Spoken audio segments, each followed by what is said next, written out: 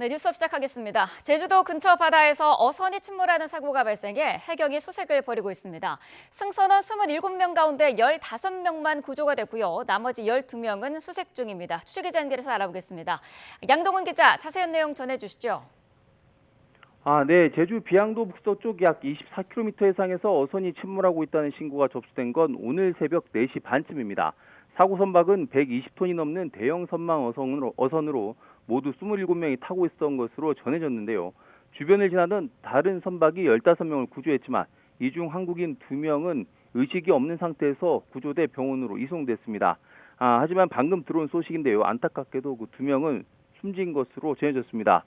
그리고 현재 나머지 12명은 실종 상태입니다. 승선은 27명 가운데 한국인은 16명이고요. 나머지 11명은 인도네시아인인 것으로 파악됐습니다. 해양경찰청은 중앙구조본부를 가동해 현장 수색과 구조 작업에 나섰습니다. 제주지방해양경찰청장도 기동정을 타고 현장에서 수색 작업을 지휘하고 있습니다. 제주해경은 함정 17척과 항공기 넉 대를 동원해 현장에서 구조활동을 벌이고 있습니다. 해군도 함정 3척과 항공기 1대를 투입했습니다. 민간 어선들도 투입돼 수색에 동참하고 있고 현장 수색을 도우고 있습니다. 윤석열 대통령은 해양경찰청을 중심으로 관계 부처들이 가용자원을 총동원해 인명수색과 구조에 만전을 다하고 구조대원의 안전에도 유의하라는 긴급 지시를 내렸습니다. 다시 한번 전해드립니다. 제주 비양도 북서쪽 약 24km 해상에서 어선이 침몰하고 있다는 신고가 오늘 새벽 4시 반쯤 해경에 접수됐습니다. 사고 선박은 120톤이 넘는 대형 선망 어선으로 모두 27명이 타고 있었는데요. 주변을 지나던 다른 선박이 15명을 구조했는데 이 중 한국인 2명은 의식이 없는 상태에서 병원으로 이송됐지만 결국 숨졌습니다. 현재 나머지 12명은 실종 상태입니다. 자세한 소식이 들어온 대로 추가로 전해드리겠습니다. 지금까지 제주지방해양경찰청에서 YTN 고재영입니다. 네, 고재영 기자였고요. 전해드린 것처럼 구조된 인원 가운데 의식이 없었던 2명은 끝내 숨진 것으로 확인이 됐습니다. 한덕수 국무총리, 제주 비양도 해상에서 발생한 어선 침몰 사고에 대해서 인명 구조에 최선을 다하라고 긴급 지시했습니다. 한 총리는 행정안전부와 해양수산부, 해양경찰청에 가용한 모든 함정과 주변을 운항 중인 어선, 상선 등을 동원해 신속한 인명 구조에 최선을 다하라고 밝혔습니다. 또 국방부에는 야간 수색 작업이 원활히 이루어질 수 있도록 조명탄을 지원하고 항공기를 투입해 해경의 구조 업무에 최대한 협조하라고 주문했습니다. 이와 함께 수색 구조 과정에서 구조대의 안전에도 전력을 기울이라고 당부했습니다. 네, 전해드린 것처럼 현재 구조 작업이 진행되고 있는데요. 추가 구조는 더딘 상황입니다. 해상구조 전문가 연결해서 지금 구조에서 시급한 조언들 들어보도록 하겠습니다. 진춘택 전 해상구조대 상임위원장 전화로 연결돼 있습니다. 자, 위원장님 안녕하십니까? 안녕하세요. 네. 자, 사고가 발생한 게 4시 33분입니다. 그러니까 이제 한 3시간 정도가 지난 상황인데 지금 시점에서 구조할 때 가장 시급한 건 어떤 게 있을까요?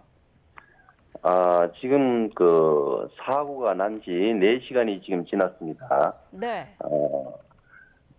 새벽 4시 33분에 사고가 났을 때는 굉장히 그 날씨가 어두워서 앞을 볼 수가 없는 상황이었고, 지금 상황에서는 해가 떠 있기 때문에 가장 시급한 것은 그래도 인명 구조가 제일 우선으로 생각하고 있고요. 네.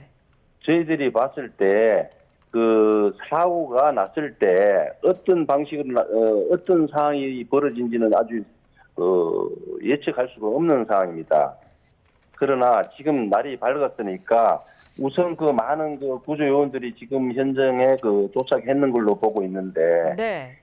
뭐니 해도 지금 그 인명 구조가 제일 가장 시급하다고 볼 수가 있습니다. 네. 자, 사고 해역의 날씨를 보니까 파도나 바람 정도가요. 지금 뭐 풍속 4에서 6m/s의 바람이 불고 파고가 1m인 것으로 알려지고 있는데 이 정도면은 구조 작업에 어려움은 없겠습니까? 어떻게 보시나요? 지금 그 풍속 초속 4m에서 6m인데 물결 높이는 1m 정도 되는데 지금 현재 상황으로는 좀 기상이 아주 좀 좋은 걸로 보고 있습니다. 네. 그런데 지금 이 기상 상태로 봤을 때는 구조 할 때는 큰 어려움이 없는 걸로 보고 있는데 우선 구조에 중점을 둬야 될 것은 날이 밝았기 때문에 많은 그 구조 요원들이 도착했을 때 현재 그 수면에 그 혹시 그 실종자가 바다에 떠 있을 가능성을 보고 먼저 그 수상 위에서 수중 수색보다도 수상 위에서 많이 그 작업을 했으면 좋을 것으로 보여집니다, 지금. 네. 자, 지금 실종자가 12명이기 때문에요. 수중 수색도 필요하지 않을까라는 생각은 있습니다만은 아무래도 뭐 수심이 깊다거나 하면은 어려운 부분도 있겠죠. 지금 그 상황에서는 거기 그 비양도 북서쪽 24km 해상이면은 네. 거기가 수심이 굉장히 깊습니다. 아, 네. 그러면 수심이 깊더라도 일단 그 인명이 그 채우니까 그 구조를 하기 위해서는 그 수상에서 먼저 하고 이제 날이 밝아졌으니까 수중 수색도 이제 병행해야 될 것 같은데 지금 그 배가 완전 침몰된 상태 아닙니까? 네.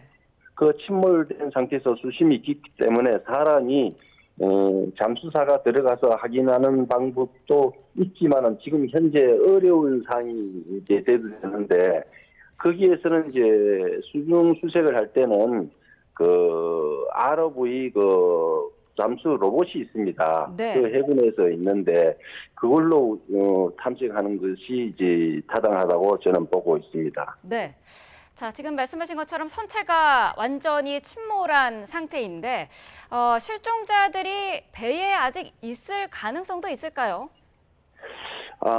그것은 완전하게 그 단정할 수는 없지만은 네. 사고 났을 당시에 배가 어떻게 사고 난지를 알 수가 없지 않습니까? 네. 파도에 그 맞아서 했는지 거기에는 그 암초가 없는 것으로 확인이 되는데 그 선장이 뭐 어떤 그 판단을 했는지 모르겠지만 기상 악화 때문에 배가 침몰되는 것으로 우선 가정하고 네. 지금 거기에 그 구조를 우선 먼저 구조를 해야 안 되겠습니까? 네. 그러면 구조를 하려면은 그 수중에서 이제 우선 나중에 어차피 성체 속에 그 있을 수도 있고 또 배가 그 사고 났을 때 그 침몰한 상태를 그 확인을 해야 되는데 그건 아무도 없기 때문에 그 어떻게 단정을 할 수 없지만은 그래도 그 새벽 4시 33분이면은 캄캄한 밤이었기 때문에 네. 그 속에 도 있다고 보여집니다. 제가 생각하기에는. 그래서 수중 수색도 병행을 해야 되지 않겠나 그렇게 생각하고 있습니다. 그렇군요. 자, 지금 조금 전에 들어온 소식에 따르면은 사고 선박이 어획물을 운반선으로 옮겨 싣다가 전복돼서 침몰된 것으로 추정된다라는 게 지금 해경의 설명인데요. 자, 이렇다면은 선원들이 그 당시에 대부분 배 위에 있었다라고 볼 수가 있겠네요. 어떻게 보시나요? 작업을 끝낸 상황에서 네. 그 작업 그 물량을 어선에다 싣는 과정이었다면 거의 바깥에 있다고 봐도 과언이 아니죠. 네. 그랬으면 그 바깥으로 전부 다 사고가 났을 때 뭐 어떻게 배와 배끼리의 그 충돌 때문에 넘어갔을 수도 있고 이렇게 되면은 그 실종자들이 바다로 거의 빠졌을 가능성도 배제할 수가 없습니다. 네. 어떻습니까? 이게 지금 어선입니다마는 어떤 안전장치라든지 선원들이 어떤 침몰 사고가 났을 때 대비할 수 있는 그런 장치들은 기본적으로 다 갖춰져 있지 않겠습니까? 사고가 나게 되면은 배에는 보통 해상에서는 구명조끼를 입고 침몰할 때 탈출을 하고 하지만 작업할 때는 거의 그 구명조끼를 입지 않은 걸로 보통 그 상식적으로 그렇게 생각을 하고 있거든요. 네. 왜냐하면 구명조끼를 입게 되면 작업하는데 많은 어려움이 있습니다. 네. 그러면은 그 운반 과정에서 구명조끼를 입지 않았기 때문에 만에 하나 바다에 떨어졌을 때는 속수무책으로 사고를 당할 수밖에 없지요. 장비는 거의 다 갖춰져 있습니다. 네. 제일 그 많이 갖춰진 게 구명 좁히지요. 그런데 그걸 입었느냐 안 입었냐에 따라 사고 내용이 틀려질 수가 있는데 제가 봤을 때는 입지 않지 않았나 네. 그렇게 생각이 되고 있습니다. 네. 사고 해역의 날씨 상황을 봤을 때 수색 범위는 최대한으로 어느 정도로 잡아야 될까요? 수색 범위라면은 어떻게 단정을 지을 수가 없습니다. 네. 그러면은 거기에서 이제 바람과 그 유속 그 두 개를 먼저 봐야 하는데 네. 사람이 물에 떨어지게 되면은 거기 그 유속이 굉장히 빠릅니다. 그러면 떨어졌을 때 구명조끼를 입었으면은 괜찮은데 입지 않은 상에서는 맞아서 위에서 밀릴 수도 있고 수중에서도 밀릴 수가 있는데 거기 거리가 얼마나 지금 현재 4시간 됐으면 그렇게 멀리 가지는 않을 것으로 보고 있는데요. 네. 우선은 수상에서 그 헬기도 왔다고 하니까 또 해경에서 해군에서 그 보도도 있을 것이고 그러면은 뭐 방대하게 좀 일단은 그 주의를 먼저 수색을 해야 되겠죠. 네. 그럼 수상에 만약에 떠 있을 때는 어느 정도 구조가 될 것으로 보고 있고요. 네. 수중에 있을 때는 이 방법이 없습니다.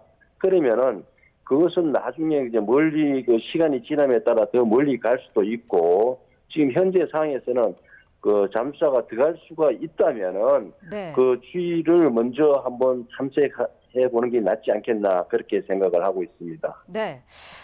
조심스럽습니다만은 이런 배 침몰 사고가 났을 때 골든 타임은 보통 어느 정도로 잡을 수 있을까요?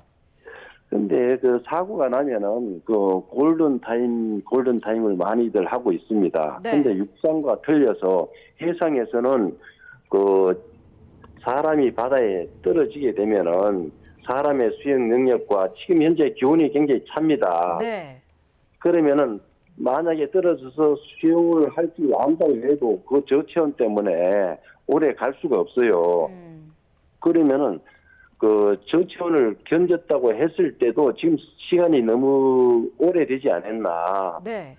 그래서 지금은 수상을 먼저 빨리 그 수색을 범위를 좀 넓혀서 작업을 하고 그다음에 수중으로 들어가서 그 배 그 침몰된 그 선박을 먼저 찾아야 되겠죠. 네. 찾아서 그 만약에 그 깊이에 따라서 그 사람이 들어갈 수 있으면은 잠수사가 들어가서 구조를 할 것이고 사람이 들어갈 수 없는 그 수심이라면은 로봇 ROV 그 로봇을 투입을 해서 네.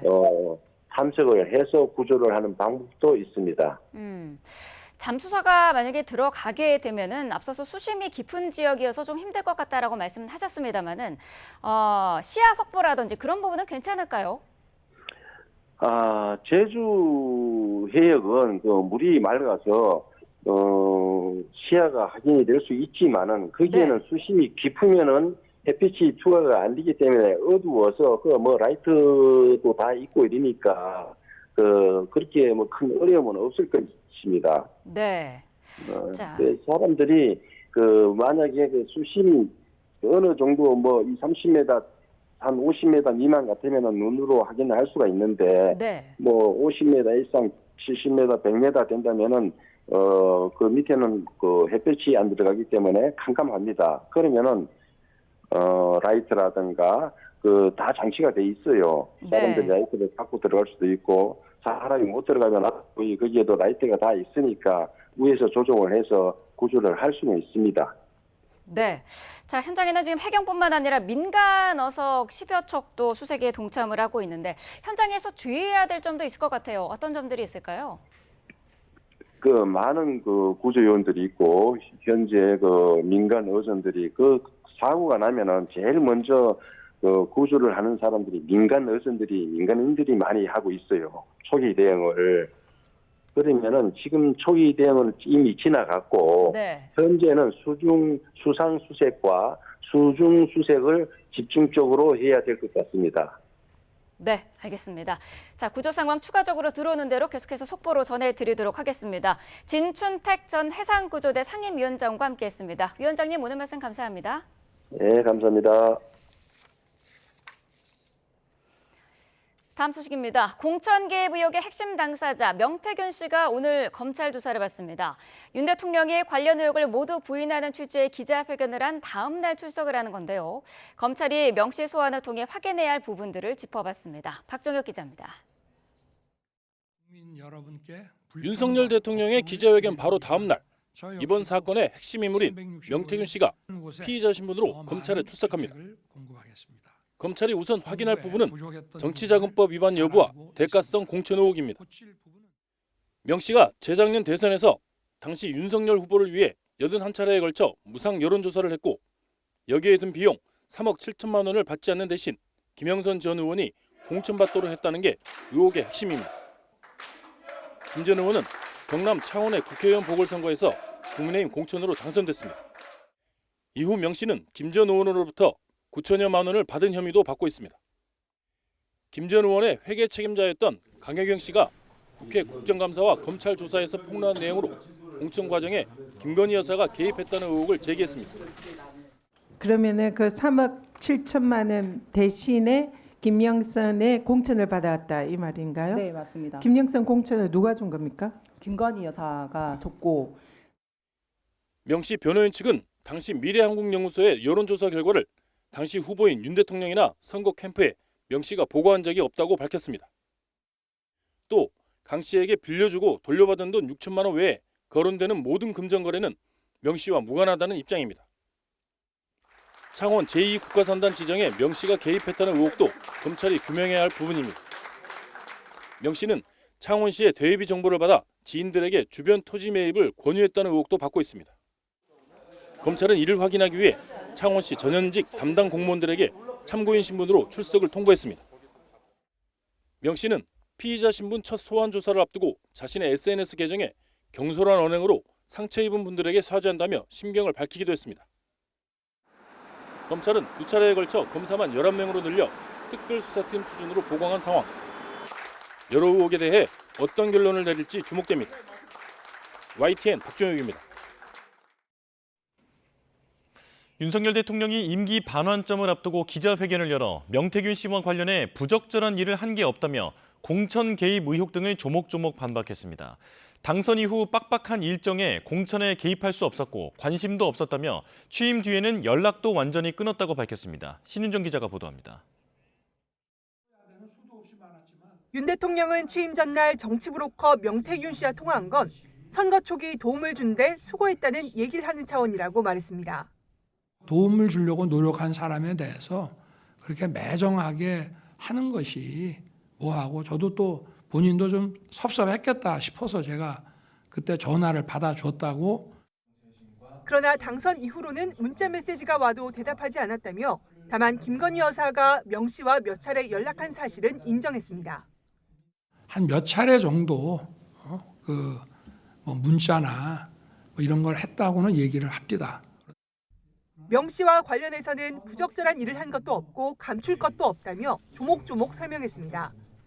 여론조사가 잘 나왔기 때문에 조작할 이유도 없고 취임 뒤에는 절차상 명 씨에게 여론조사를 의뢰할 수 있는 상황도 아니었다고 말했습니다.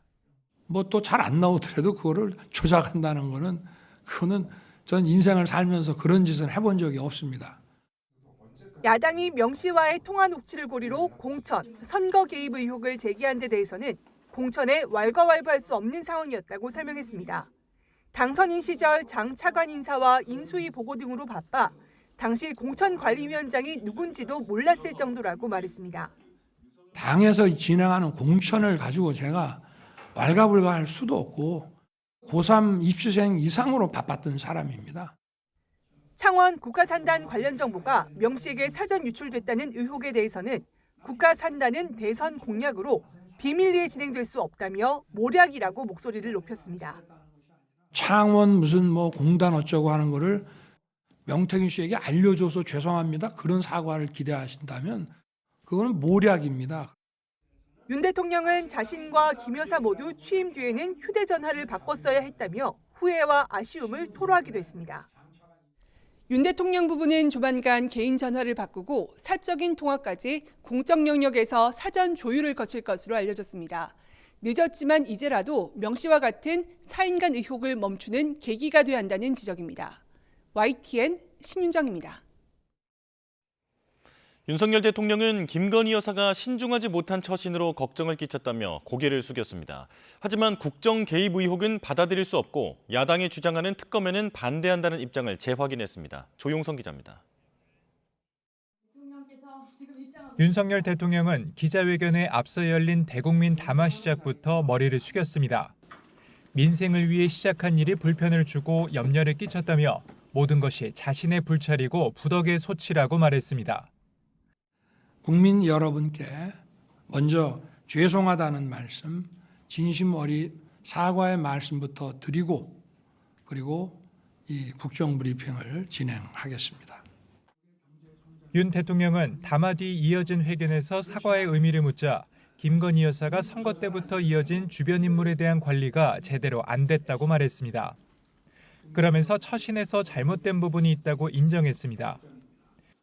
더 신중하게 매사에 처신을 해야 되는데 이렇게 국민들한테 걱정 끼쳐드린 그거는 무조건 잘못이라고 생각합니다. 특히 자신과 김 여사가 개인 전화로 소통을 이어가며 각종 논란이 불거졌다는 지적에 대해 책임을 인정하며 소통의 방식을 바꾸겠다고 약속했습니다. 다만 국정 개입 의혹에 대해서는 부인으로서 대통령을 도운 것을 국정농단이라고 할 수 없고 침소봉대되고 악마화한 측면이 있다고 선을 그었습니다.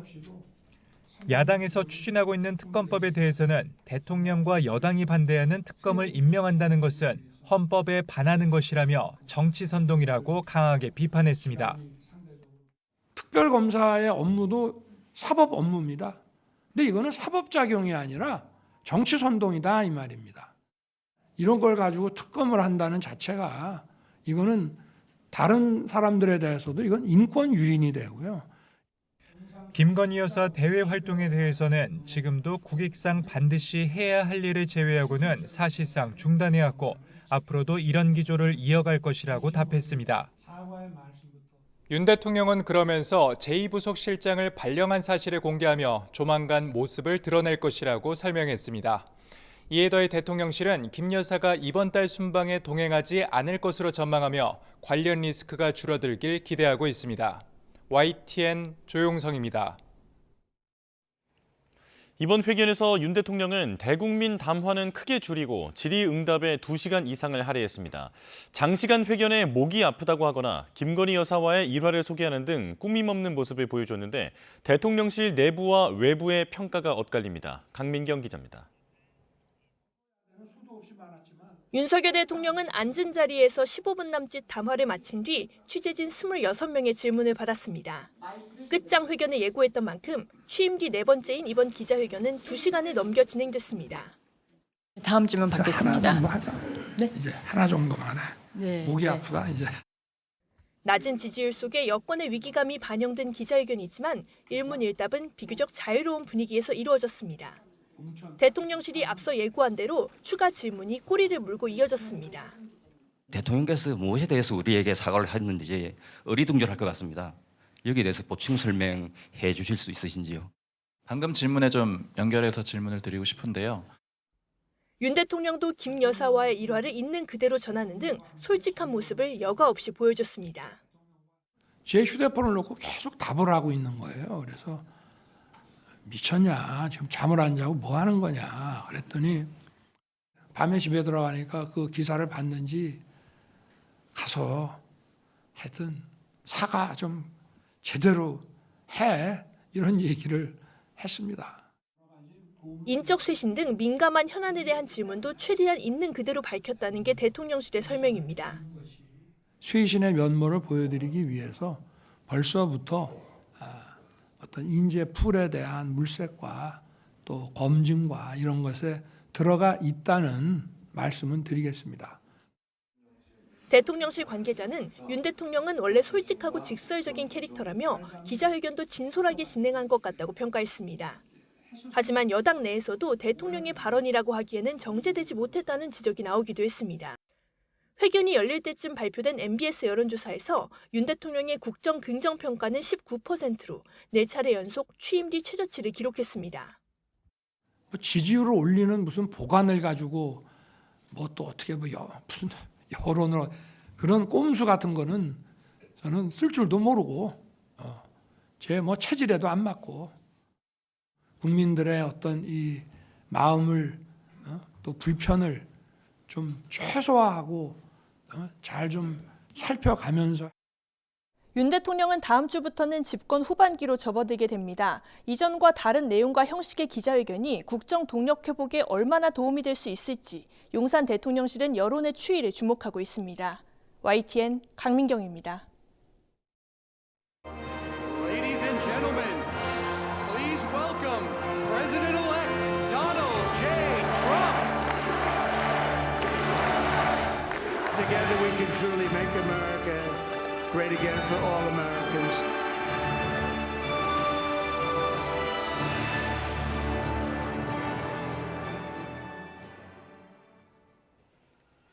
네, 트럼프의 당선이 우리나라에 어떤 영향을 미칠지 자세히 분석해 보도록 하겠습니다. 민정훈 국립외교원 미주연구부 교수 나오셨습니다. 어서 오십시오. 네, 안녕하십니까. 네. 자, 트럼프 당선인 그동안 미국 우선주의, 초강력 보호주의를 공언을 해왔는데 아무래도 우리나라가 수출에 의존을 하고 있기 때문에 타격이 크지 않을까 하는 우리의 목소리가 높거든요. 어떻게 보시나요? 아무래도 대미 수출 장벽이 높아지지 않을까 걱정을 하고 있고요. 네. 이와 더불어서 바이든 행정부에서 공을 들여왔던 친환경 에너지 부분에서 상당한 변화가 예상이 되고 있기 때문에 네. 우리 기업들이 그 친환경 에너지 중심으로 해서 대규모 대미 투자를 해왔기 때문에 이 부분에서 일정 정도는 조정이 불가피하지 않을까 좀 생각하고 있습니다. 네. 그렇지만 트럼프 후보가 이번 재선에 나오면서 다양한 시나리오를 가지고 우리 기업들 그리고 정부 학계에 가도 준비를 해왔기 때문에 크게 큰 타격 없이 잘 준비해 나갈 수 있을 거라고 이렇게 기대하고 있습니다. 네, 특히 첨단 산업에서 불확실성이 심화될 것이라는 게 전문가들의 분석인데 반도체가 특히 관심이에요. 어떻게 예상할 수 있을까요? 아무래도 트럼프 당선인의 입장은 뭐냐면 왜 바이든 행정부에서 큰 규모의 보조금을 지급하면서 이제 외국 기업들의 반도체 사업을 융성하게 해주느냐. 네. 관세를 고유의 관세를 부과하면 그 외국 기업들이 자연스럽게 미국 내에다 공장을 짓고 미국 내에서 사업을 할 것이다. 이런 주장을 하거든요. 네. 그것은 뭐 단순 논리일 뿐이고요. 어쨌든 그 반도체법 미국이 전략적 이유로 갖고 있는 것이 반도체라는 첨단 기술 부분에서 중국의 부상을 이제 견제하고 여전히 미국이 상대적 우위를 갖는 것이 네. 필요한 것이고 그걸 위해서 최소한 단기적으로 중기적으로 동맹과 파트너들과 협력을 통해 가지고 중국의 부상을 지원하거나 억제하는 데 방점을 찍고 있는 것이거든요. 네. 그 부분에서는 전략적이게서는 트럼프 2기 행정부에서 하더라도 차이가 있기는 어려울 겁니다. 다만 그것을 추구하는 방법에서 칩스법이라고 하는 반도체 육성을 위해서 보조금을 지급하는 부분에서 어느 정도까지 규모를 축소할 수 있을 것인가, 수의 대상이 어느 정도로 변할 수 있을 것인가, 이 부분에서 이제 우려가 되는 부분이 있거든요. 네. 이 부분에 대해서 우리가 선제적으로 대응할 필요는 있다 이렇게 생각하고 있습니다. 네, 어제 이제 윤석열 대통령이랑 트럼프 당선인이 전화 통화를 했는데 트럼프가 조선업을 도와달라 이렇게 콕 집어서 이야기를 했더라고요. 어떤 이유가 있었을까요?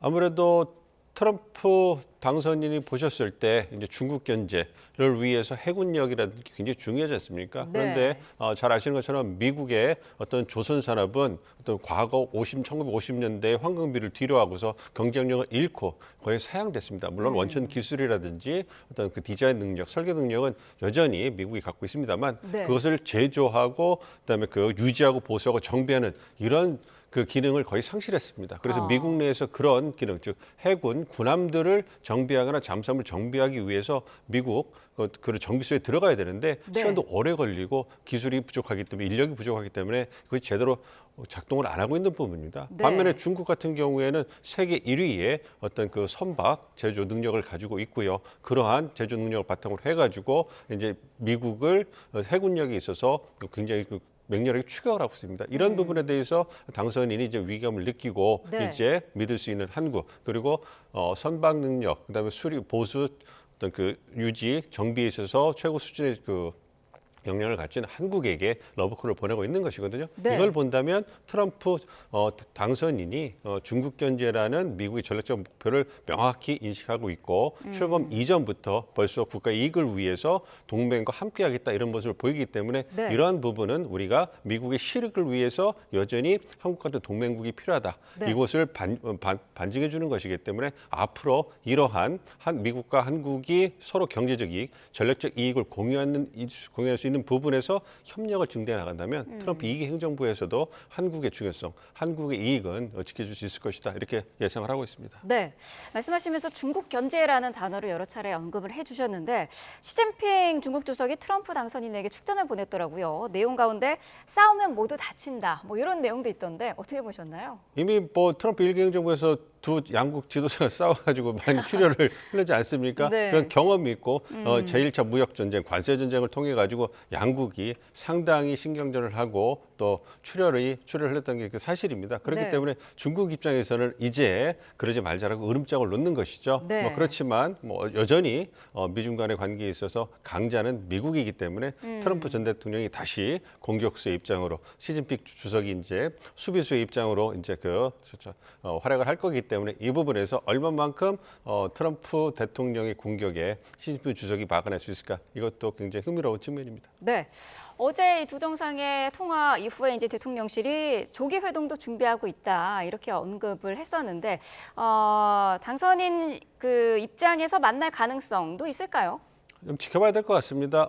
아무래도 이것은 그 정상들끼리 만나서 어떤 국빈 방문이라든지 공식적인 그 외교가 되려면 아무래도 그 취임한 이후에 만나셔야 되는데 그 이전에 약식으로 이제 그 다자 회의 계기라든지 여타 그 방미하는 계기가 있으실 때 또 네. 만남을 추진할 수 있는 것이거든요. 그것은 차기 권력과의 회동을 준비해서 어떤 신뢰관계를 쌓는 것이기 때문에 외교 관계에서 굉장히 중요한 그러한 그 행사라고 생각을 하고 있기 때문에 이런 부분은 조율이 가능할 거라고 생각을 합니다만 네. 어쨌든 트럼프 당선 입장에서 굉장히 할 일이 많고 국내적으로 할 게 많기 때문에 과연 시간을 조율할 수 있을 것인가 이것을 지켜봐야 될 것 같습니다. 네, 북미 관계에도 좀 변화가 있을까 궁금한 부분인데 톱다운 방식의 대화가 다시 재개될까요? 어떻게 보시나요? 그렇게 예상을 하고 있습니다. 트럼프 1기 행정부에서 대북 정책의 기조는 최대 압박과 관여였어요. 그래서 네. 행정부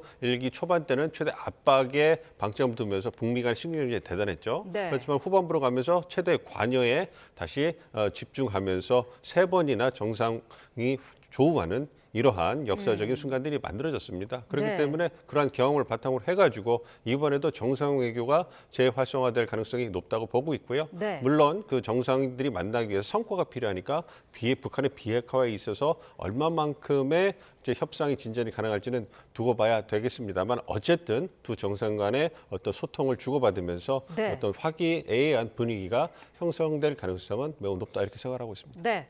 그런데 일각에서는 지금 4년 전과는 북한의 상황이 많이 다르다 이런 지적도 있거든요. 특히 지금 러시아와 북한이 초밀접 상태이기 때문에 이것도 트럼프에게는 상당히 부담이지 않을까 하는 분석도 있거든요. 트럼프 당선인 입장에서는 크게 부담이 되지는 않을 거예요. 어쨌든 김정은과의 개인적인 친분을 과시하면서 자신이 이런 독재자들과도 외교 관계를 갖는 역량이 있는 지도자를 뽐내는 이런 측면이 있으니까 사실 네. 정상 통화한다든가 만남을 준비한다든가 이런 부분에 있어가지고 크게 뭔가를 주고받고 할 그런 부담까지는 느끼지 않으실 거라고 생각을 하고 있습니다만 네. 어쨌든 북한 김정은 위원장 입장에서도 두 가지 측면이 있어요. 첫 번째는 어떤 이미 트럼프와 만나봤기 때문에 트럼프가 다시 만나자 러브콜을 보냈을 때 김정은 입장에서도 굳이 마다할 이유는 없는 겁니다. 네. 국제사회에서 미국 현직 대통령이 자신과 만나지 요청을 한 거는 했다는 것은 자신을 국제사회에서 어쨌든 신뢰할 수 있는 지도자로 인정해주는 그런 상징성을 갖기 때문에 크게 마다할 이유가 없는 것이고요. 네. 두 번째도 북한의 셈법에 관한 것인데요. 아무래도 북한의 셈법은 2019년 하노이 이후에는 더 높아진 건 사실입니다. 즉 비핵화에 나설 때 고도한 핵 능력을 고려해 봤을 때 북한이 아무래도 그 조건으로 내세우는 그런 기준이 높아질 수가 있겠죠. 그렇지만 러시아 우크라이나 전쟁의 전황을 봐야 됩니다. 이제 네. 트럼프 당선인이 재선 캠페인 때 강조했던 것이 자신이 취임하면 전쟁을 단기간에 끝나겠다 이런 얘기를 했거든요. 네. 24시간 내에 끝난다고 얘기를 했지 않습니까? 네. 어쨌든 미국 지도자가 그렇게 강력한 의지를 가지고 전쟁에 개입을 한다면 그렇다면 전쟁이 예단할 수는 없지만 상당히 빠른 시일 내에 소강 상태로 들어가고 이제 그 마무리하는 국면으로 들어갈 가능성이 굉장히 큽니다. 네. 그렇다면 러시아와 북한의 셈법도 달라질 수가 있겠죠. 그러니까 러시아가 북한을 지속적으로 탄약고라든지 무기고로 사용할 그런 효용성이 떨어지잖아요. 네. 그리고 그렇게 되면 한숨 돌린 러시아가 국제사회에서 자국의 국제적 위상을 회복하는 데 더 집중할 수 있고 그 얘기는 러시아가 북한에 갖고 효용이 떨어지면 그럼 북한도 또 다른 또 출구를 찾아야 될 거 아니겠습니까? 네. 그렇다면 주변 국가들의 관계 개선, 미국, 중국, 일본 등과의 관계를 개선할 여지가 있기 때문에 그렇다면 미국과의 대화 기회가 있을 때 굳이 마다할 이유는 없을 것이다. 이렇게 생각하고 있습니다. 네. 자, 북한과의 관계에서도 상당한 변화가 예상이 되는데 그렇다면 우리 정부는 이런 거에 대해서 어떤 대응을 짜야 될까요? 아무래도 이제 북미 정상 외교가 재개될 가능성에 대비해서 우리 정부가 가져야 될 입장과 역할은 무엇인가에 대해서 이제는 재정립할 시기가 됐다 이렇게 생각을 하고 있습니다. 네. 그래서 일각에서 우려가 되고 있는 과연 군축 협상이 진행될 것이냐, 즉 북한의 비핵화를 포기하고 북한 핵 능력을 줄이는 부분에 집중할 것인가 이 부분에 대해서 우리 정부의 확고한 입장을 세우고요. 이것을 미국 측과 협의를 통해 가지고 강력하게 주장을 해서 우리의 입장이 관철될 수 있고 그 과정에서 우리가 어떠한 역할을 할 것인가에 대해서 미국적 소통을 통해 가지고 북미 정상이 만나는데 한국이 미국 측과 함께 역할을 해준다면 그렇다면 우리가 어쨌든 북미 협상이지만 한국이 상당한 기여를 하면서 여전히 한반도의 주역으로서 기능한다는 걸 보여줄 수 있기 때문에 그러한 측면에서 지금부터라도 체계적인 준비가 필요하다고 생각하고 있습니다. 네. 앞서서 그 러시아 우크라이나 전에서도 이제 변화가 예상된다라고 말씀을 해주셨는데 중동전은 어떨까요? 지금 뭐 네타냐후는 트럼프 복귀를 굉장히 환영하고 있는 그런 분위기던데요. 그렇습니다. 해리스 후보도 그렇고 트럼프 후보도 그렇고 이스라엘에 대한 전폭적인 지지에는 차이가 없어요. 네. 그렇지만 좀 더 들어가 보면 팔레스타인, 즉 가자 지구의 팔레스타인들, 중동인들, 그 아랍인들에 대한 인식, 그다음에 어떤 처우에 대해서 좀 차이가 있죠. 해리스 후보는 아무래도 가자 지구에는 팔레스타인의 인권이라든지 생명을 보호해줘야 된다. 이런 부분을 강조했지만 트럼프 후보는 그런 얘기 한 번도 없었습니다. 네. 그렇기 때문에 그런 차이에서 아무래도 이스라엘은 트럼프를 더 친밀하게 느꼈을 것이고요. 그렇기 때문에 지금 전쟁이 진행되는 부분에서 누가 당선되더라도 크게 변화는 없었을 겁니다. 왜냐하면 트럼프도 빨리 전쟁을 끝내고 싶어 했고 해리스도 빨리 전쟁을 끝내고 싶어 했기 때문에 키는 네타냐후 총리가 갖고 있는 부분이거든요. 그래서 네타냐후 총리가 이제 대선이 끝나고 트럼프 당선이 굉장히 강하게 전쟁이 끝나는 걸 바라고 있으니까 수위를 조절하면서 자신이 만족할 수 있는 자국이 만족할 수 있는 어떤 세력, 중동 내 세력을 좀 변화시킨 다음에 서서히 전쟁을 빠져나오면서 트럼프 대통령 당선인에게 큰 선물을 주지 않을까. 트럼프 당선인이 요구했다는 거 아닙니까? 자신이 1월 20일 취임하는데 그 이전에 전쟁을 끝내달라. 네. 어느 정도는 그 부분에 호응하지 않을까 예상을 하고 있습니다. 알겠습니다. 오늘 여기까지 듣도록 하겠습니다. 민정훈 국립외교원 미주연구부 교수와 함께했습니다. 오늘 말씀 감사합니다. 11월 8일 뉴스업 주요 일정 정리합니다. 국회 법제사법위원회가 전체 회의를 열고 더불어민주당이 세 번째로 발의한 김건희 여사 특검법을 심의합니다. 민주당은 수적 우위를 앞세워 특검을 반드시 관철하겠다는 입장인 만큼 특검법은 야당 주도로 법사위를 통과할 것으로 보입니다. 공천 개입 의혹의 핵심 당사자인 명태균 씨가 피의자 신분으로 검찰 조사를 받습니다. 지난 대선에서 당시 윤석열 후보를 위해 여론조사를 했고 여기에 든 비용을 받지 않는 대신 김영선 전 의원이 공천받도록 했다는 의혹을 받고 있습니다. 이재명 더불어민주당 대표의 대장동 개발 비리 혐의 재판이 열립니다. 이 대표는 일주일 뒤에 공직선거법 위반 혐의로 넘겨진 또 다른 재판에서 1심 선고를 앞두고 있습니다. 지난 5월 서울 강남에서 발생한 교제 살인 사건의 결심 공판이 열립니다. 수능 만점자 출신으로 알려진 20대 남성 최모 씨에 대한 검찰의 구형이 있을 예정입니다. 뉴스업 주요 일정이었습니다. 밤사이 전국 곳곳에서 화재가 잇따랐습니다. 카센터와 공장은 모두 타서 잿더미가 됐고 오피스텔과 아파트 화재로 주민 수십 명이 대피하기도 했습니다. 사건 사고 소식 최하영 기자입니다.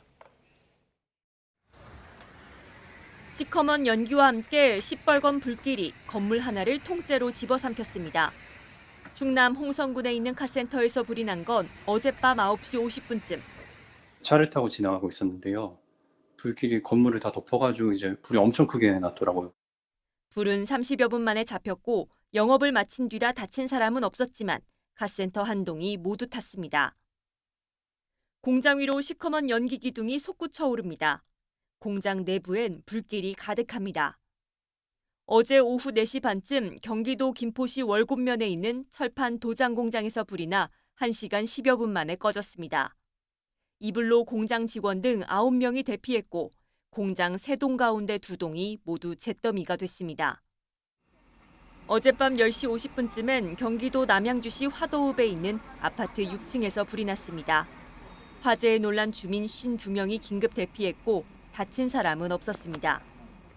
이에 앞서 오후 6시 20분쯤엔 서울 신길동에 있는 오피스텔 10층에서 불이 나 주민 10명이 대피하는 소동이 빚어졌습니다.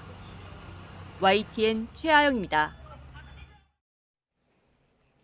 제주도 근처 바다에서 어선이 침몰하는 사고가 발생해 해경이 수색을 벌이고 있습니다. 승선원 27명이 타고 있었는데 10명 넘는 실종자가 발생한 상황인데요.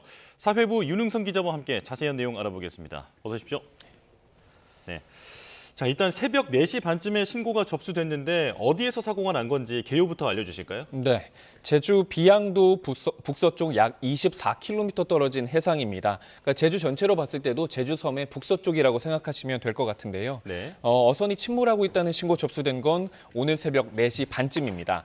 사고 선박은 120톤이 넘는 대형 어선입니다. 그러니까 수십 명이 탈 수 있는 것으로 알려졌고 실제 당시에도 모두 27명 선원이 타고 있던 것으로 전해졌습니다. 지금 그림에 보이는 금성호라고 알려진 배입니다. 주변을 지나던 다른 선박이 15명은 구조했지만 이 중 2명은 의식이 없는 상태였고요. 나머지 12명은 실종 상태인데 2명, 아까 의식이 없는 상태 2명도 병원으로 이송됐는데 결국 숨지셨습니다. 지금 해경에 따르면요. 구조된 선원들이 당시에 어획물을 포획하느라고 다 갑판 쪽에 있었다. 그리고 구명조끼를 입지 않았다. 이런 지금 진술이 있었다고 해요. 그래서 아마 그런 상황 속에서 피해가 좀 더 커진 게 아닌가. 이런 생각이 듭니다.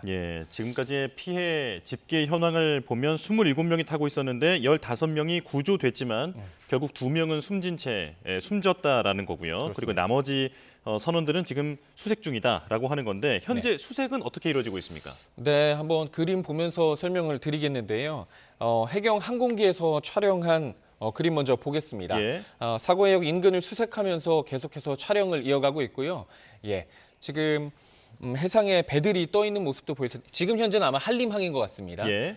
구조된 승선원들을 구해가지고 요 한림항 쪽으로 옮겨서 이동을 했다고 하는 모습인 것 같고요.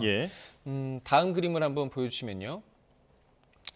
해상에 배들이 떠 있는 모습들을 한번 볼 수도 있을 텐데 최초에는 제주해경이 헬기 1대 그리고 경비함정 2척 연안 구조정 한 척이 현장 구조 활동을 펼친다고 밝혔었고요. 추가로 현재는 해경 함정 17척, 항공기 4대 이렇게 투입을 했다고 하고 날이 밝아지면서 계속 더 투입은 될 걸로 보입니다. 지금 보시면요. 갑판에서 아마 망원경이나 이런 거 이용해가지고 좀 해상에 떠 있는 승선원들 보이는 모습이고 이게 이제 아까 말씀드린 항공기 통해서 위에서도 바다 위에서도 계속 보는 모습이고요. 여기에 이제 민간 어선 10여 척도 수색에 동참하고 있다고 밝혔고요. 해군도 함정 3척, 항공기 1대를 추가로 보낼 예정이다. 이렇게 얘기를 밝혔고요. 해정은 구조 세력은 가용한 만큼 계속해서 더 투입하겠다. 이렇게 밝혔습니다. 사고가 새벽에 발생하다 보니까 아마 시야 확보가 좀 되지 않아서 구조에도 더 어려움을 겪었을 것 같지만 이제는 좀 밝아졌으니까 빨리 구조가 됐으면 좋겠는데요. 자, 일단 구조된 분들은 상태가 어떻습니까? 네, 앞서 말씀드렸듯이요. 주변을 지나던 다른 선박이 15명 구조했고 2분은 의식 없는 상태에서 근처 큰 병원인 한라병원으로 옮겨졌는데 결국 숨졌습니다. 이 2분은 모두 한국인으로 확인됐습니다. 그리고 나머지 전체 15명 중에 보면 한국인이 6분, 그리고 외국인이 9분이에요. 그리고 외국인은 모두 인도네시아 분으로 알려졌는데 이분들의 건강, 13분의 건강은 양호하다 이렇게 전해졌습니다. 그렇습니다. 예. 그렇군요. 자, 그렇다면 이제 그 구조를 하고 있는 그 해역의 상황이 좀 우호적이었으면 좋겠는데 네네. 날씨나 어떤 구조 상황 같은 건 어떻습니까? 네. 지금 현재 해경에서 말하기로는 수색하기 아주 나쁜 상황은 아니다. 다행이네요. 그래서 저희가 지금 보기에도 초속 4에서 6m 정도의 바람, 그리고 물결은 1m 정도로 비교적 원만한 편, 잔잔한 편이라고 하고요. 예. 해양경찰청은 중앙구조본부를 가동해서 현장의 수색과 구조 작업하고 있습니다. 관건은 신속한 구조일 수밖에 없습니다. 아무래도 지금 초겨울 날씨, 근데 사고 발생한 지 벌써 4시간 가까이 지나면서요. 4시간 이제 지났습니다. 그래서 아무래도 저체온증 이런 거 우려도 되고요. 신속한 구조가 제일 중요한 걸로 보입니다. 조금 전에 저희도 보도로 전해드렸습니다만 이게 지금 수색이 그 해역이 수심이 좀 깊은 편이라서 어렵다라고 하는 얘기도 들려오더라고요. 이 부분도 좀 취재된 게 있습니까? 수심에 관련해서는 제가 추가로 파악하는 대로, 그리고 그 상황에 대해서는 저희가 해경청이랑 지금 실시간으로 파악하고 있는데 그거는 추가로 들어오면 좀 전달해드리겠습니다. 네, 알겠습니다. 자, 윤석열 대통령이 긴급 지시를 내리기도 했는데 어떤 내용이었습니까? 네, 그렇습니다. 사고 이후 윤 대통령은 해양경찰청을 중심으로 관계부처들이 가용자원을 총동원해서 인명수색과 구조에 만전을 다해라 이렇게 긴급 지시를 내렸고요. 정부에서는 연안 위기 대응 매뉴얼 위기 경보 심각 발령한 상태입니다. 그러면서 이제 윤석열 대통령은 구조대원의 안전에도 유의해라. 구조하는 대원들도 안전에 유의하면서 수색을 하라고 지시를 했고 한덕수 국무총리도 행정안전부와 해양수산부, 해양경찰청에 가용한 모든 함정 그리고 주변을 운항 중인 어선, 상선에서도 또 도움을 요청해라 이렇게 했습니다. 국방부에서는 야간 수색 작업이 이루어질 경우에는 원활히 이루어질 수 있도록 조명탄 지원하고 항공기를 투입해서 해경의 구조 업무에 최대한 협조하라고 주문했고요. 행안부에서도 신속한 대응, 수습 위해서 현장 상황 관리관 급파했다는 소식 전해졌습니다.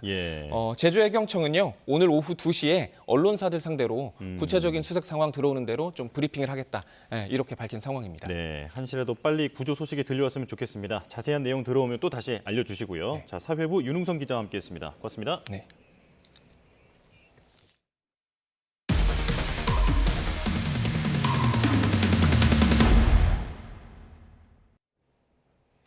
(40대) 아들이 아버지 시신을 냉동고에 숨기고 아버지인 척 진행한 이혼 소송과 관련해 YTN 취재진이 해당 판결문을 확보했습니다.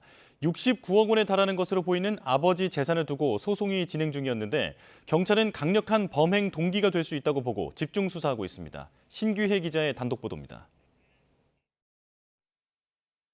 40대 남성 A씨는 지난 1일 70대 아버지의 시신을 1년 넘게 냉동고에 감춰왔다며 제발로 경찰을 찾아갔습니다. 경찰에서 A씨는 재산 문제로 아버지의 사망을 숨겨야 했다고 진술해 배경에 관심이 쏠렸습니다. YTN 취재 결과 단서는 A씨 아버지와 의붓어머니 B씨의 이혼과 재산 분할 소송에서 확인됐습니다. YTN이 확보한 당시 판결문을 보면 A씨 아버지는 지난 2022년 아내였던 B씨를 상대로 이혼 소송을 냈습니다. 그러자 B씨 역시 아버지의 재산 69억 원 가운데 33억 원을 달라며 재산 분할을 청구하는 맞소송을 제기합니다. 하지만 1심은 물론 대법원까지 B씨 주장을 받아들이지 않았고 판결은 지난 4월 확정됐습니다. 2심은 9월, 10월이 그때 재판이 날짜가 잡혀 있었다 그러더라고요. 아니 아버지 만나게 해준다 그러고 3번 약속을 했는데 다 바람 맞았어요. 전문가들은 아버지가 살아있는 상태에서 이혼 소송이 끝났다면 아들 A씨가 아버지의 재산 가운데 대부분을 차지했을 것이라고 분석합니다. 이혼이 확정되면 의붓어머니 B씨는 재산을 넘겨받을 권리가 상당 부분 사라지기 때문입니다. 이혼한 배우자는 더 이상 법률상 배우자가 아니기 때문에 상속이 되지 않습니다. 만약 아버지가 재판 중간에 숨져 사망 신고를 하면 사정이 달라집니다. 당사자 사망으로 소송은 무효가 되고 아버지 재산은 민법상 정해진 상속 비율에 따라 나뉩니다. 아버지 재산이 69억 원이 맞다고 가정하면 의붓어머니에게는 최대 41억 원, 아들 A씨에게 28억 원 정도 돌아갔을 가능성도 있습니다. 아버지가 대법원 확정 판결까지 살아있어야 더 많은 돈을 상속받을 수 있었던 겁니다. 이 아들 입장에서는 그 의붓 어머니에게 돈이 가는 게 아마 싫었을 거예요. 충분히 알아보고 아빠 계속 살아있는 것처럼 했을 것 같은데. 그럼에도 의문은 남습니다. 아버지는 지난해 가을쯤 숨진 것으로 추정되고 대법원 판결은 지난 4월 확정됐는데 왜 이제서야 냉동고에 시신을 숨겨왔다고 자백했는지입니다. 경찰은 판결문을 토대로 A씨의 구체적인 범행 동기를 집중 수사하는 것은 물론 아버지의 사망 원인과 시점을 특정하는 데도 수사력을 모으고 있습니다. YTN 신계입니다. 공천 개입 의혹의 핵심 당사자인 명태균 씨가 피의자 신분으로 오늘 검찰에 출석합니다. 검찰은 명 씨를 상대로 대가성 공천 의혹에 대해 강도 높은 조사를 할 것으로 보입니다. 현장 취재기자 연결해 자세한 내용 알아보겠습니다. 임형준 기자. 네, 창원지방검찰청에 나와 있습니다. 네, 오늘 명태균 씨가 검찰 조사를 받는 거죠? 네, 명태균 씨는 오전 10시 검찰 소환 조사를 받기 위해 잠시 뒤 이곳 창원지방검찰청에 출석할 예정입니다. 정치자금법 위반 혐의 피의자 신분으로 출석하는 겁니다. 검찰은 명 씨를 상대로 대가성 공천 의혹과 정치자금법 위반 여부를 집중적으로 캐물을 것으로 보입니다. 명 씨가 재작년 대선에서 당시 윤석열 후보를 위해 무상 여론조사를 했고 이 비용 대신 김영선 전 의원의 공천을 받도록 했다는 의혹입니다. 당시 미래한국연구소에서 81차례에 걸쳐 여론조사를 하고 3억 7천여만 원을 받지 않는 대신 공천을 받았다는 주장입니다. 이 과정에서 김건희 여사가 개입했다는 의혹입니다. 김 전 의원의 회계 책임자였던 강혜경 씨가 국회 국정감사와 검찰 조사에서 폭로한 내용입니다. 김 전 의원은 지난 2022년 경남 창원 의창구 국회의원 보궐선거에서 국민의힘 공천으로 당선됐습니다. 이후 명 씨는 김 전 의원으로부터 9천여만 원을 받은 혐의를 받고 있습니다. 명 씨 변호인은 어제 YTN과 통화에서 혐의에 대한 기본 입장은 전면 부인이라며 객관적 증거를 확인해 놓은 상태라고 말했습니다. 또 명 씨와 강 씨 사이의 금전 거래이고 2022년 4월과 6월 두 차례에 걸쳐 6천만 원을 빌려줬고 2024년 1월에 한꺼번에 받았다고 주장하고 있습니다. 이 의혹은 최근 더불어민주당이 공개한 통화 녹음 파일로 파장이 더 커졌는데요. 통화 녹음 파일에는 김영선이를 좀 해줘라 했다. 또 당에서 말이 많네라는 대통령의 육성이 담겨 있습니다. 민주당은 윤 대통령이 김 전 의원의 공천에 개입한 증거라고 주장했습니다. 네, 검찰이 파악하고 있는 쟁점이 또 하나 있죠. 네, 창원 제2국가산단 지정에 명 씨가 개입했다는 의혹도 검찰이 규명해야 할 부분입니다. 명 씨는 창원시의 대비 정보를 받아 지인들에게 주변 토지 매입을 권유했다는 의혹도 받고 있습니다. 검찰은 이를 확인하기 위해 창원시 전현직 담당 공무원들에게 참고인 신분으로 출석을 통보했습니다. 이와 관련해 명 씨 측 변호인은 지역 주민으로서 아이디어와 정책 제안을 한 것일 뿐이라고 일축했습니다. 검찰은 두 차례에 걸쳐 검사만 11명으로 늘려 특별수사팀 수준으로 보강했습니다. 핵심 인물인 명태균 씨에 대한 조사를 통해 검찰이 앞으로 어떤 결론을 내릴지 주목됩니다. 지금까지 창원지방검찰청에서 YTN 임영준입니다. 최태원 SK그룹 회장과 노소영 아트센터 나비 관장의 이혼 소송을 대법원에서 직접 살필지가 오늘 결정됩니다. 심리 불속행 기각 결정이 내려지면 최 회장이 재산 분할액으로 현금 1조 3,808억 원을 지급하라는 2심 판결이 그대로 확정됩니다. 김철희 기자입니다. 지난 5월 서울고등법원은 최태원 회장과 노소영 관장의 이혼 소송 항소심에서 최 회장이 재산 1조 4천억 원가량을 노 관장에게 나눠주라고 판결했습니다. 이후 최 회장이 판결에 불복해 상고했는데 사법부의 판단은 존중돼야 합니다. 하지만 저는 이번에 상고를 하기로 결심하였습니다. 사건을 넘겨받은 대법원은 사건을 본격적으로 심리할지 여부를 오늘 자정까지 결정해야 합니다. 심리 불속행 기각은 대법원이 본안 심리 없이 상고를 기각하는 제도인데 대법원은 상고 기록을 받은 날로부터 4개월 안에 기각 여부를 정하도록 돼 있습니다. 자료를 보면 최근 5년간 대법원에 올라온 가사 사건의 80%가량이 제대로 된 심리 없이 기각되기도 했습니다. 대법원이 최태원 회장과 노소영 관장의 이혼 소송 상고심을 심리 불속행으로 기각하면 최 회장이 재산 분할액으로 현금 1조 3,808억 원을 지급하라는 2심 판결이 그대로 확정됩니다. 재산 분할을 위한 주식 처분으로 경영권까지 위협받을 수 있는 최 회장으로선 최악의 결과인 셈입니다. 다만 양측이 여러 쟁점을 두고 치열하게 맞붙고 있어 다른 사건들보다는 심리를 이어갈 가능성이 크다는 분석이 나옵니다. 1조 원 넘는 돈이 걸린 세계 이혼 소송에 대법원이 어떤 결론을 내릴지 관심이 쏠립니다. YTN 김철입니다.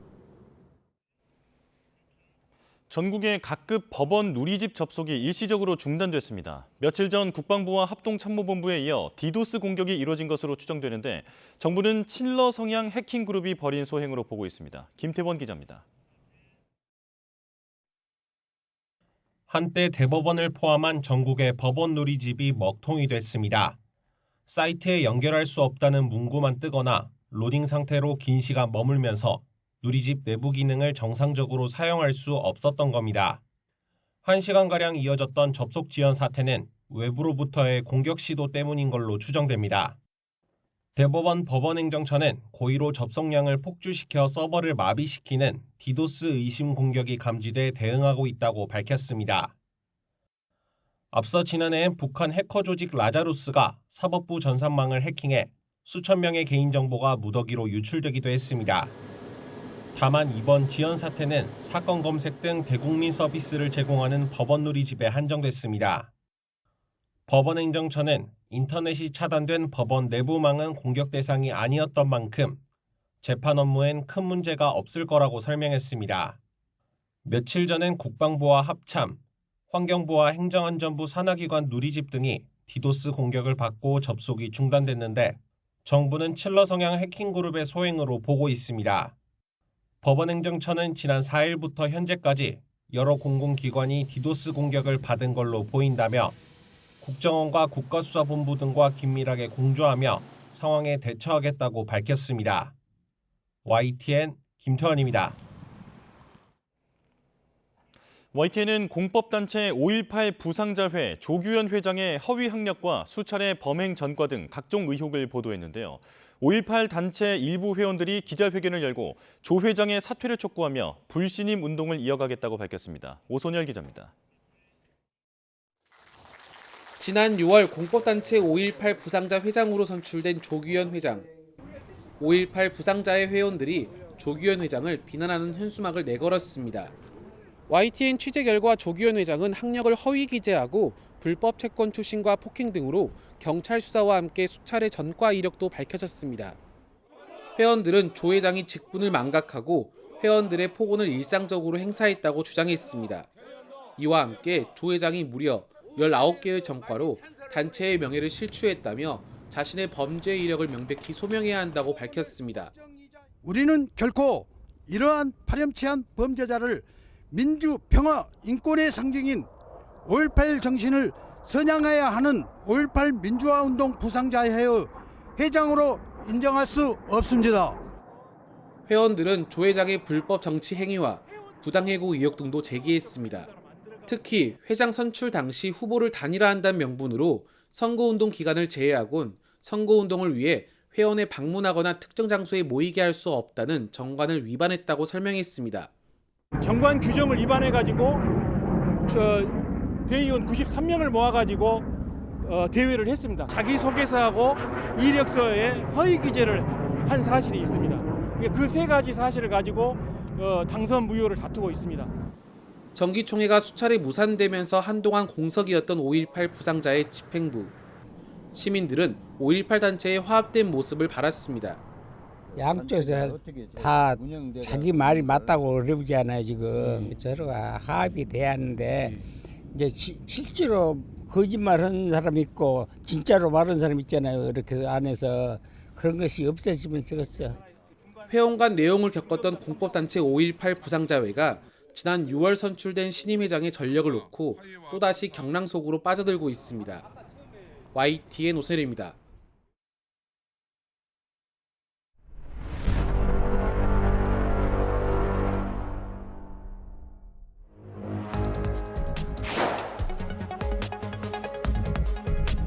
사상 최대인 2%포인트로 벌어졌던 한미 금리 격차도 1.5%포인트로 줄었습니다.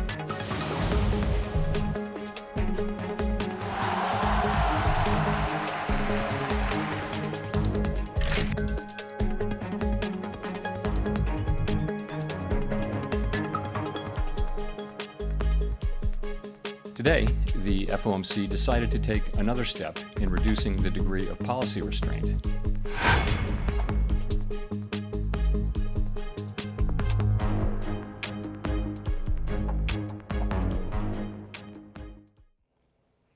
미 연방준비제도의 금리 인하로 뉴욕 증시가 강세를 이어갔습니다. 뉴욕 증시에서 S&P 500 지수는 전장보다 44.06포인트, 0.74% 오른 5,973.1의 거래를 마치며 하루 만에 최고치를 경신했습니다.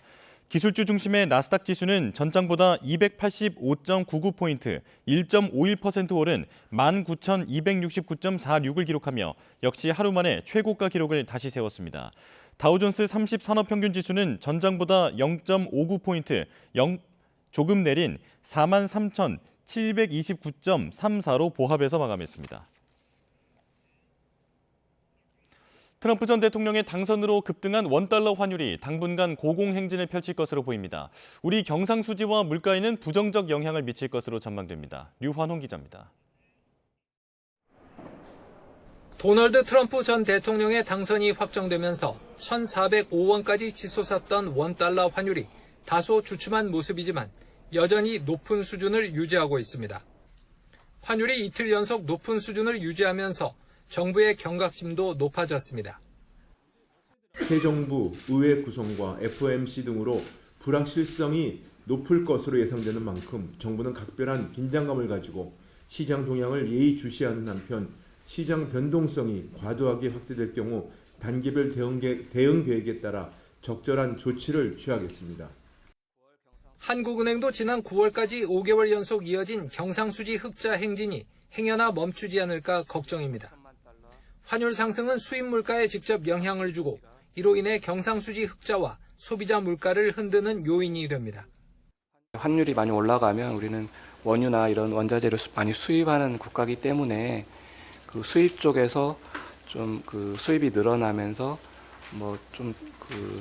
경상수지 흑자나 무역수지 이런 게 좀 줄어들 가능성은 있는데 시장에선 강달러와 고환율이 당분간 불가피하리라 전망합니다. 트럼프의 당선 가능성을 꽤 많이 반영을 해놓고 있기 때문에 저희는 여기서 추가적으로 더 원달러 환율이 더 높아지기보다는 1,300원 후반대, 노즐 1,400원대 초반대에서 다소 이제 연말까지 좀 진정을 되지 않을까라고 좀 판단을 좀 하고 있습니다. 우리 증시는 코스피는 상승, 코스닥 지수는 하락하며 보합을 나타냈습니다. 트럼프 당선인이 윤 대통령과 통화에서 한국 조선업 도움을 필요로 했다는 소식에 조선주와 방산주는 강세를 보였습니다. YTN 유환홍입니다. 전해드린 것처럼 미국 연방준비제도가 한 달 만에 다시 기준금리를 추가 인하했습니다. 지난번 빅컷에 이어 이번 인하 수준은 0.25%포인트인데요. 여전히 높은 수준의 달러 환율 변동성 때문에 이번 달 말에 기준금리 결정을 앞두고 있는 한국은행의 고심이 깊어질 것으로 보입니다. 이 내용 권혁중 경제평론가와 이야기 나눠보도록 하겠습니다. 나와 계십니까? 네, 안녕하십니까? 네, 안녕하십니까? 자, 이번에 미 연준이 인하한 기준금리 발표 전부터 시장에선 이미 예상을 하고 있었더라고요. 자, 어떤 배경으로 0.25%포인트 내렸다고 봐야 할까요? 일단 뭐 두 가지 이유라고 좀 말씀드릴 수가 있겠는데요. 일단 인플레이션이 이제는 뭐 연준의 목표치인 2% 이제 근접하고 있다 보니까 이제는 이제 금리 인하를 이제 계속적으로 단행해도 되겠다라는 이제 자신감의 표현이라고 보시면 되겠고요.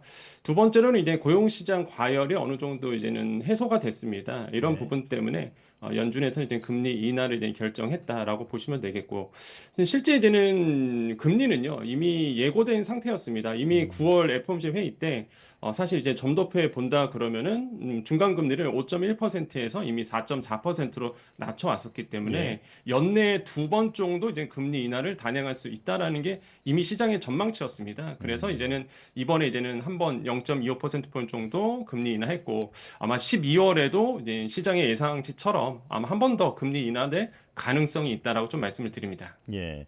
자, 일단 시장에서는 반응이 긍정적으로 나왔습니다. 오늘 새벽 마감한 뉴욕 증시가 또다시 강세 마감했죠.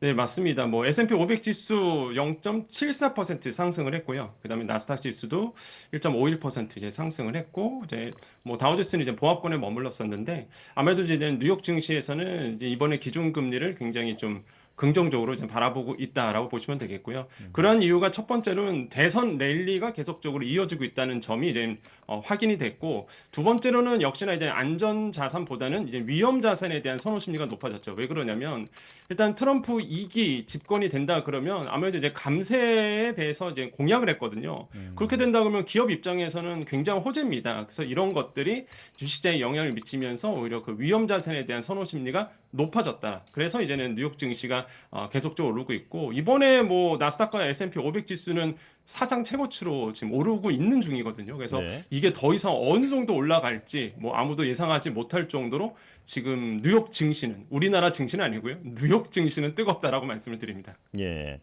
자, 추가적으로 이번 FOMC는 점도표가 발표되지 않았기 때문에 지금 앞으로의 전망에 대해서는 파월 의장의 입에 주목할 수밖에 없는 상황이었는데, 파월 의장이 12월을 포함해서 앞으로 금리 전망에 대해서 밝힌 내용이 있습니까?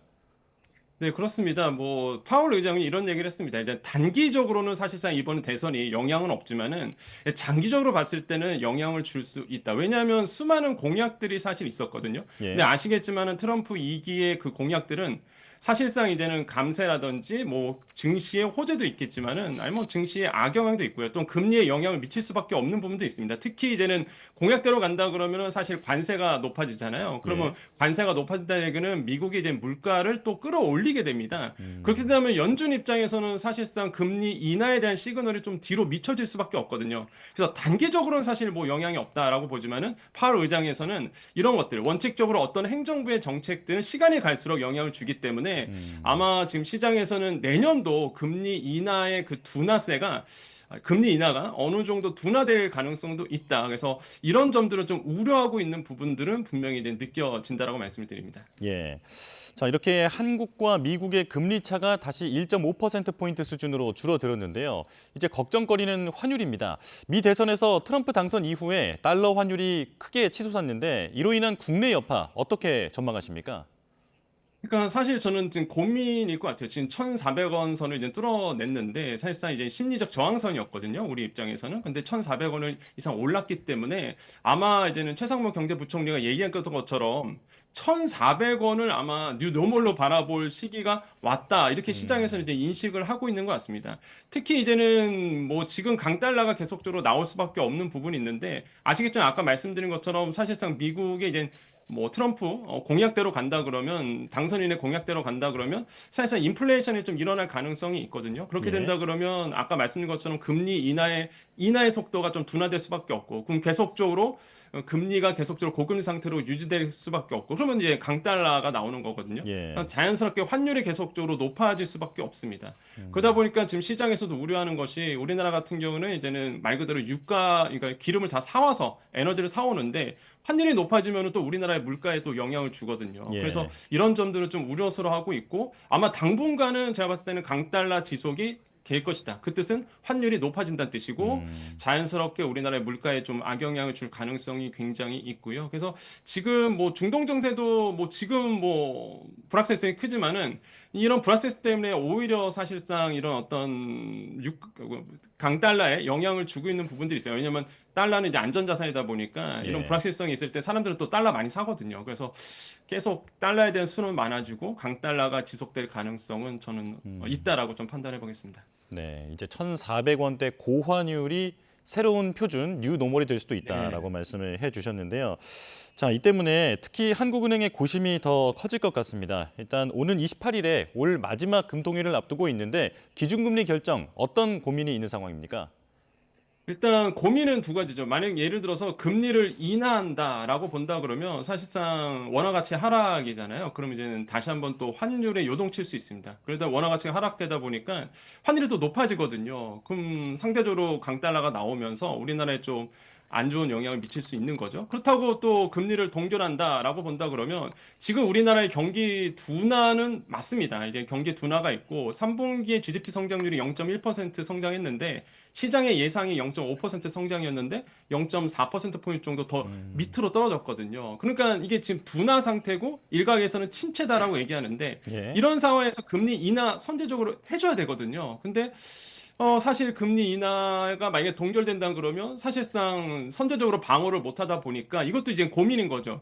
그래서 지금 한국은행은 굉장히 금통위 입장에서는 딜레마에 빠진 겁니다. 지금 원래는 사실 금통위에서 금리 결정했을 때 환율은 조건이 아니었어요. 이제 고민할 조건이 아니었는데 지금은 이제 환율이 고민할 조건으로 됐다라고 이창용 한은총재가 얘기를 할 정도로 지금 이제 환율에 대한 부분 때문에 우리나라 이제는 금통위에서 과연 어떤 결정을 할지 보셔야 되겠지만 지금 제 개인적 판단은 뭐 계획대로 0.25%포인트 정도 금리 인하하는 것이 저는 맞다. 왜? 우리나라의 경기 둔화를 선제적으로 막기 위해서라도 저는 이제는 금리 인하를 한 번 더 단행하는 것이 저는 맞지 않나 이렇게 생각을 하고 있습니다. 예. 자, 우리 증시에 대한 질문도 여쭤보겠습니다. 지금 코스피와 코스닥이 조금 전에 개장을 했는데 상승 출발하고 있거든요. 어제는 무척 혼란스러운 모습이었는데 지금은 좀 올라가고 있습니다. 특히 지금 세부 내역을 보니까 2차 전지 쪽에서도 수급이 다시 좀 들어오고 있는 것 같은데, 자, 우리 증시 전망 어떻게 보십니까? 일단 우리 증시는 사실 뭐 그러니까 4분기까지 이번 연도까지는 그렇게 좋은 흐름을 이어가지 못할 것이라고 보고 있는데 일단 오늘 이제는 좀 장 초반에 올랐던 이유는 반발 매수세라고 보시면 됩니다. 어제 또 많이 떨어졌었고 그러다 보니까 2차 전지주 중심으로 어제 많이 떨어졌잖아요. 그러다 보니까 이제 저가 매수세가 지금 시장에 유입이 되고 있다라고 보시면 되겠고요.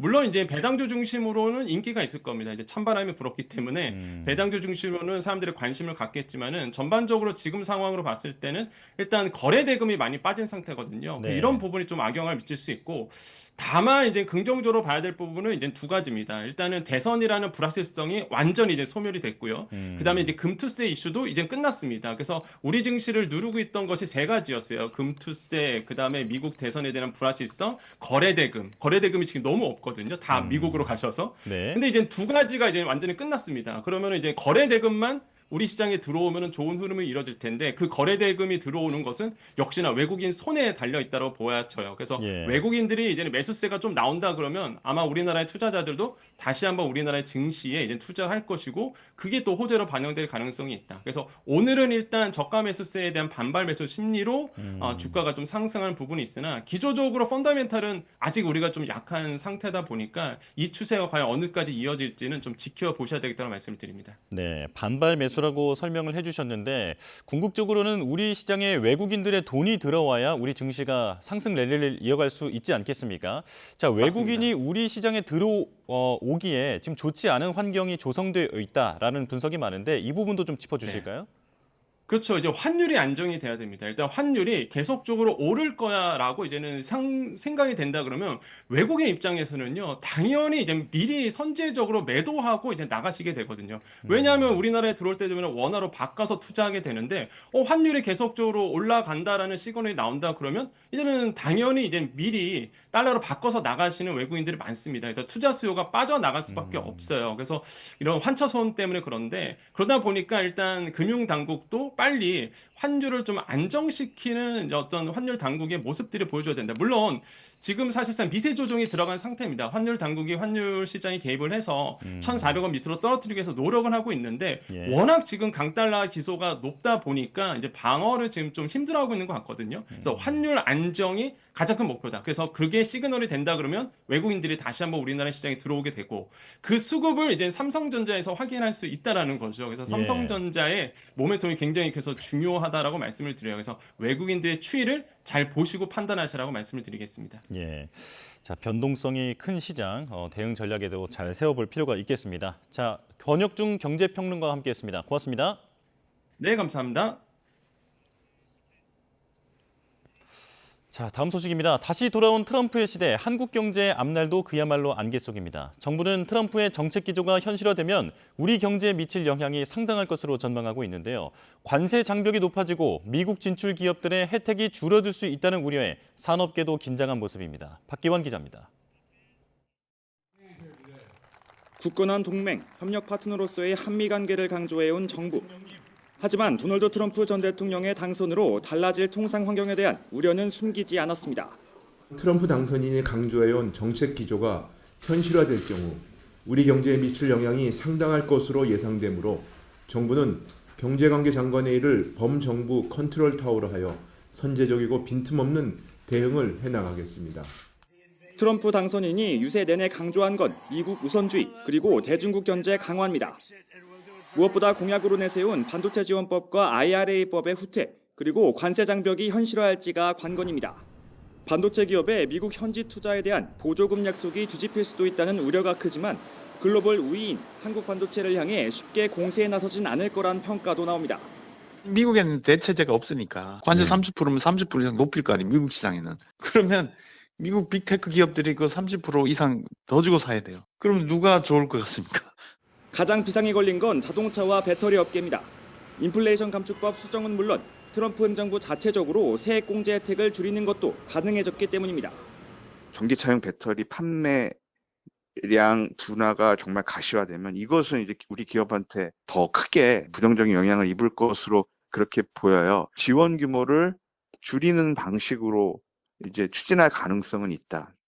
여기에 동맹국에 대해서도 보편 관세를 물리겠다는 공약의 파장도 적지 않습니다. 다만 미국에 진출한 우리 기업들의 현지 법인세 감세 효과는 물론 중국 정부의 우회 수출 차단으로 오히려 반사이익을 볼 수 있다는 관측도 있습니다. 미 대선 결과는 나왔지만 아직 한 치 앞을 알 수 없다는 이야기입니다. 차기 행정부에 미국 경제에서 한국이 갖는 중요성을 명료하게 설명하고 새롭게 닥친 위기에 대응하는 것을 넘어 양국 산업협력의 새로운 기회가 될 부분을 적극적으로 발굴해 나가겠습니다. 진행 중인 두 개의 전쟁과 미중 분쟁에도 큰 변화가 예상되는 가운데 한국 경제는 위기를 기회로 바꿔야 하는 큰 과제를 안게 됐습니다. YTN 박규환입니다. 일론 머스크 테슬라 최고 경영자가 도널드 트럼프 미국 대통령 당선인과의 친분을 계속 과시하면서 테슬라 주가가 연일 상승세를 타고 있습니다. 뉴욕 증시에서 테슬라 주가는 장중 한때 299.75달러, 3.89%까지 올라 52주 신고가를 새로 썼고 전장보다 2.9% 오른 296.91달러에 마감했습니다. 종가는 2022년 9월 21일 장중 기록한 300.8달러 이후 약 2년 2개월 만에 가장 높은 수준입니다. 트럼프 당선에 베팅했던 일론 머스크 테슬라 최고 경영자, 지금 회사 주가만 오르는 게 아닙니다. 트럼프 2기 내각에서 요직을 맡을 거란 예상이 나오는데요. 자세히 살펴보겠습니다. 머스크는 지난 7월 트럼프 암살 시도 이후 공개적으로 지지를 표명해왔습니다. 대선 경합주에서 실시한 100만 달러 복권 깜짝 이벤트로 금권 선거 논란을 부르기도 했는데요. 이 밖에 대선 내내 이어진 지지 연설은 물론이고 트럼프와 말어라고 해서 개표 방송을 함께 집행하며 긴밀하게 대화하는 사진을 공개하는가 하면 트럼프의 당선이 확실시되자 스페이스X의 로켓이 하늘로 치솟는 사진과 함께 미래는 환상적일 것이라는 자축글을 올리기도 했습니다. 지난 6일엔 트위터 인수 당시 본사에 싱크대를 들고 들어가는 사진을 백악관 집무실과 합성한 사진을 올렸는데 자신이 지지한 트럼프가 백악관의 새 주인이 됐다는 것을 암시했다는 해석이 나왔습니다. 트럼프 역시 승리를 선언하면서 머스크를 새로운 스타, 천재라고 추켜 세웠는데요. But he's a character, he's a special guy, he's a super genius. We have to protect our geniuses. We don't have that many of them. 자연히 그가 새로 출범하는 트럼프 내각에서 요직을 맡을 거라는 예측이 나옵니다. 가장 유력한 건 트럼프가 공약한 정부효율위원회 위원장인데요.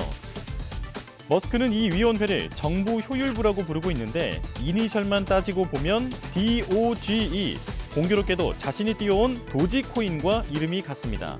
특별한 애정을 드러냈다는 해석이 나오는 가운데 트럼프도 정부효율위원회를 공약하며 여러 차례 머스크를 수장으로 시사해왔습니다. 머스크가 입각한다면 공언한 대로 최소 2조 달러의 연방정부 지출 삭감에 나서게 될지도 관심이 쏠립니다. 네, 시진핑 중국 국가주석이 트럼프 미국 대통령 당선인에게 축전을 보냈습니다. 미중 간 2차 무역 전쟁을 염두에 둔 건지 싸우면 모두 다친다라는 메시지를 담았습니다. 베이징 강정규 특파원입니다. 미국 대선 투표일에 지방 경제 시찰에 나선 시진핑 중국 국가주석. 도널드 트럼프 전 대통령이 당선을 확정 짓자마자 축전을 보냈습니다. 요지는 한마디로 싸우지 말자였습니다. 대화와 소통을 늘려서 이견을 관리해 나가자며 먼저 손을 내민 겁니다. 习近平指出，历史昭示我们中美合则两利，斗则俱伤。 그러나 트럼프 당선인은 중국산의 60% 관세 폭탄을 공언하며 2차 무역 전쟁을 예고하고 있습니다. 지난해 기준 5천억 달러, 중국 전체 수출의 15%를 차지하는 미국에 관세 장벽이 세워지는 겁니다. 내수 침체와 외국인 직접 투자 감소에 이어 중국 경제의 삼두마차에 빨간불이 켜진 셈입니다. 세계적인 금융사 매쿼리 그룹은 중국 경제 성장률이 2%포인트 낮아질 수 있다는 분석을 내놓기도 했습니다. 但是作为原则，我愿意重申，贸易战不会有赢家，也不利于世界。 이제 세간의 이목은 미국 대선 이후로 미뤄뒀던 중국판 추경 규모에 쏠립니다. 트럼프의 귀환에 2008년 글로벌 금융위기 때보다 강력한 재정 투입이 필요하다는 주장이 나옵니다. 당시 GDP의 13%였던 4조 위안이 투입됐던 만큼 이번엔 16조 위안, 3천조 원 넘는 돈이 필요하다는 얘기가 됩니다. 베이징에서 YTN 강정규입니다. 어제 트럼프 미국 대통령 당선인이 윤석열 대통령과 통화에서 군함과 선박의 MRO 분야에 긴밀한 협력이 필요하다라고 강조했습니다. 선박 MRO 어떤 사업인지 알아보고 트럼프 당선자는 왜 한국의 도움이 필요하다고 했는지도 간략하게 짚어보도록 하겠습니다. 우선 MRO란 유지, 보수, 정비를 뜻하는 영어 단어인데요. 선박은 한 번 만들면 최소 30년을 쓰기 때문에 유지, 보수, 정비가 건조만큼이나 중요합니다. 특히 군함은 고장이 나도 규모나 안보 측면에서 쉽게 바꿀 수 없기 때문에 이 MRO가 특히 중요합니다. 이런 정비를 원활히 수행하려면 기술력은 물론 부품 수급 네트워크와 드라이 도크 같은 수리 시설을 잘 갖춰야 하는데요. 드라이 도크는 선박을 입항시킨 뒤에 물을 모두 빼서 선박의 바닥까지 드러나게 하는 육상 건조 시설인데 웬만한 조선 강국이 아니면 갖추기 어려운 시설입니다. 그렇다면 트럼프 당선인은 왜 한국 조선의 도움이 필요하다고 했을까요?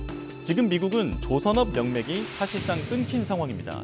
2차 대전 당시에는 50여 개 조선소에서 연간 1000여 척을 건조하면서 시장을 지배했지만 이후 내수에 집중하는 사이 차례로 일본, 한국, 중국에 주도권을 내줬는데요. 문제는 이런 조선업의 약화가 해군력의 약화로도 이어지고 있다는 겁니다. 미국과 패권 경쟁을 벌이고 있는 중국은 강한 조선업 경쟁력을 바탕으로 해군력을 크게 증강했는데 미국은 건조는커녕 유지 보수에도 하세월이 걸리는 상황입니다. 이런 상황에서 미국에게 우리나라는 군함 MRO를 맡길 수 있는 사실상 유일한 선택지입니다. 기술력과 시설, 여기에 미국의 동맹국으로서 가장 중요한 안보성까지 갖추고 있기 때문인데요. 미국 해군의 MRO 예산은 연간 20조 원에 달하는 것으로 알려졌습니다. 이미 몇몇 국내 조선 기업들이 미국 내 조선소를 인수하고 미 해군의 MRO 사업에 진출한 상황인데요. 업황에 휘둘리지 않고 안정적인 성과를 거둘 수 있는 미 해군의 MRO 사업이 우리 조선업의 새로운 성장 동력이 될 것으로 기대됩니다. 20일 시기로 일본 총리가 트럼프 당선인과 첫 통화를 하고 빠른 시일 내에 만나기로 했다고 밝혔습니다. 다만 일본 현지 언론들은 트럼프 당선인이 대통령 취임한 이후 일본이 외교, 안보, 경제에서 강한 압박에 직면할 것으로 전망했습니다. 도쿄에서 김세호 특파원이 보도합니다.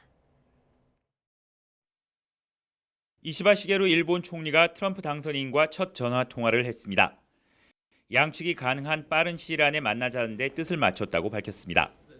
できるだけ早期にお会いしようということを確認をするとともに日米同盟さらにより高い次元により高い段階に引き上げていこうと 2016년 트럼프 당선인이 대선에서 승리하자 아베 신조 전 총리는 곧바로 워싱턴으로 날아가 트럼프 당선인과 친분을 쌓은 바 있습니다. 이시바 총리도 다음 주 브라질 G20 정상회담에 참석한 뒤 미국을 방문해 트럼프 당선인과의 조기 회담을 추진하는 것으로 알려졌습니다. 一言で言えば非常にフレンドリーな感じがしましたですね。ですからこれから先の言葉を飾ったり繕ったりするのではなくて本音で話ができるそういうような方だと。 일본 언론들은 미국 우선주의를 강조하는 트럼프가 취임하면 일본이 외교, 안보, 경제에서 강한 압박에 직면할 것으로 전망했습니다. 현실적 이익을 우선시하는 트럼프 당선인이 동맹국의 의사와는 무관하게 북한, 러시아와 직접 협상에 나설 가능성도 내다봤습니다. 또 2019년 대통령 재임 시절 주일 미군 주둔비를 3배 이상 요구한 적이 있는 만큼 그 이상의 인상액을 제시할 수 있다는 관측도 나옵니다. 미국에서 만든 제품은 최대 20% 관세를 부과하겠다고 공언했는데 현실화되면 자동차를 비롯한 일본 주력 수출품도 타격이 불가피합니다. 트럼프 당선인은 엔화 약세도 미국 기업의 재앙이라며 거부감을 보인 만큼 일본 금리 정책에도 영향을 미칠 수 있습니다. 이시바 총리는 당장 오는 11일 총리 재지명 선거를 통과해야 할 처지입니다.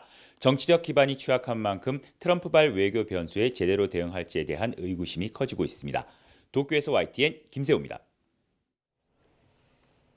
네, 오늘 아침까지는 입동 추위가 이어졌습니다. 하지만 낮부터는 추위가 점차 누그러지겠고 주말 동안에는 대체로 맑고 일교차가 큰 날씨가 이어집니다. 자세한 날씨 알아보겠습니다. 과학기상부 윤수빈 캐스터와 함께합니다. 어서 오십시오. 안녕하세요. 네, 어제까지는 진짜 겨울인가 싶을 정도로 추웠는데 오늘 아침엔 어땠습니까? 네, 절기상 입동이었던 어제는 이른 겨울 추위가 절정에 달했습니다. 서울은 지난 화요일부터 어제까지 사흘 연속 올가을 최저 기온을 경신했는데요. 추위 속에 첫 서리와 첫 얼음이 관측되기도 했습니다. 오늘 아침 출근길은 어제보다는 상황이 조금 나았습니다. 지역별 아침 최저 기온을 살펴보면 서울이 3.1도, 파주 영하 2.2도, 대전은 3.4도로 어제보다 기온이 1에서 5도가량 올랐는데요. 하지만 여전히 평년 수준을 밑돌았고요. 찬바람의 체감 온도는 이보다 더 낮았습니다. 네, 아침에는 이렇게 추웠는데 낮부터는 추위가 좀 풀린다고요? 네, 맞습니다. 오늘 낮부터는 기온이 빠르게 오르면서 추위가 누그러지겠습니다. 네. 이번 추위를 몰고 왔던 대륙 고기압이 차가운 성질을 점차 잃으면서 따뜻해지는 데다 상층의 찬 공기도 동쪽으로 빠져나갔기 때문인데요. 오늘 서울의 한낮 기온이 17도, 대전과 대구 18도, 광주는 19도까지 오르겠습니다. 하지만 기온이 오르는 만큼 일교차도 15도 안팎까지 크게 벌어지겠습니다. 극심한 기온 변화에 감기 등 호흡기 질환이 우려되니까요. 충분한 수면과 휴식을 취하고 따뜻한 물을 자주 마시는 등 건강관리에 신경 써주시기 바랍니다. 네, 이번 주말과 휴일 날씨는 어떨까요? 네, 이번 주말과 휴일 나들이 계획해보셔도 좋겠습니다. 네. 큰 일교차만 염두에 두신다면 야외 활동하기 참 좋은 날씨가 예상이 되는데요. 자세한 주말과 휴일 날씨 그래픽으로 살펴보죠. 우선 주말 내내 전국 대부분 하늘에 구름만 다소 지나겠습니다. 맑은 날씨 속에 따스한 햇볕이 내리쬐면서 기온도 크게 오르겠는데요. 보통 이맘때 서울 낮 기온이 15도 정도인데 내일과 모레는 서울 한낮 기온이 모두 19도까지 오르면서 평년 수준을 4에서 5도가량 웃돌겠습니다. 하지만 아침 저녁으로는 기온이 10도 안팎까지 큰 폭으로 떨어지며 쌀쌀하니까요. 장시간 바깥에 계실 분들은 입고 벗기 편한 외투를 꼭 챙기시는 게 좋겠습니다. 또 아침 일찍 이동하실 분들은 짙은 안개에도 주의가 필요합니다. 특히 강이나 호수, 골짜기에 인접한 도로에서는 주변보다 안개가 더욱 짙게 낄 수 있으니까요. 평소보다 차간 거리를 2배 이상 확보하는 등 나들이길 교통안전에 유의하셔야겠습니다. 네. 이번 주말이 지나면 11월도 이제 중순에 접어들게 되는데 아직도 모기가 있더라고요. 네, 맞습니다. 계절의 시계는 점차 겨울로 향해 가는데 아직도 모기 때문에 밤잠을 설치시는 분들이 적지 않습니다. 네. 불청객 모기 어떻게 아직까지 남아있는 걸까요? 모기가 활동하기에 최적인 온도는 25도 이상의 초여름 기온입니다. 하지만 13도만 넘으면 흡혈을 할 수 있어서 기온과 환경만 유지가 된다면 초겨울까지도 모기를 볼 수 있는데요. 올해 가을은 11월까지 기온이 평년보다 높은 편인데다 여느 가을보다 강수량이 많아 모기 개체수가 늘어나는 데 영향을 미친 것으로 보입니다. 날이 완전히 추워지기 전까지는 모기가 실내 계단이나 엘리베이터를 타고 집 안으로 침투할 수 있으니까요. 문과 방충망 등 모기의 침입 통로를 수시로 점검할 필요가 있겠습니다. 네. 다음 주 목요일에는 2025학년도 수능이 치러지는데 이번에도 수능 한파가 올까요? 네, 어느덧 수능일이 일주일도 채 남지 않았습니다. 네. 다행히 올해는 수능 한파가 없을 것으로 예상이 되고 있는데요. 다음 주 날씨 전망 화면으로 함께 보시죠. 우선 다음 주 중반까지는 대체로 맑은 날씨가 이어지겠습니다. 기온도 평년보다 높겠는데요. 수능일인 목요일에도 서울 아침 기온이 11도로 크게 춥진 않겠고요. 한낮 기온은 17도까지 올라 비교적 온화하겠습니다. 다만 일부 수치 예보 모델이 기압골의 영향으로 비가 내릴 가능성을 내다보고 있습니다. 기상청이 다가오는 11일 수능일 날씨 전망을 발표할 예정이니 수험생들은 최신 기상 정보 잘 확인해 주시고요. 마지막까지 최선을 다해서 지금껏 노력해온 결실을 맺길 바랍니다. 네, 과학기상부 윤수빈 캐스터와 날씨 전망 자세히 알아봤습니다. 고맙습니다. 감사합니다.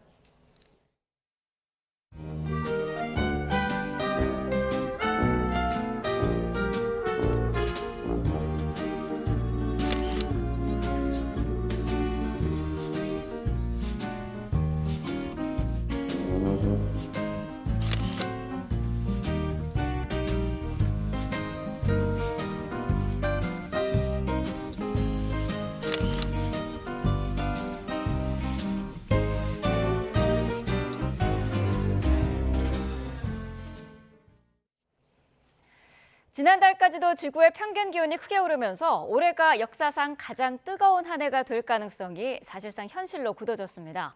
특히 인류가 정한 한계선인 1.5도를 처음으로 넘어설 전망인데요. 하지만 기후변화를 사계극이라고 주장하는 트럼프 전 대통령이 재집권에 성공하면서 인류의 공동 대응은 위기에 직면했습니다. 보도에 유통원 기자입니다.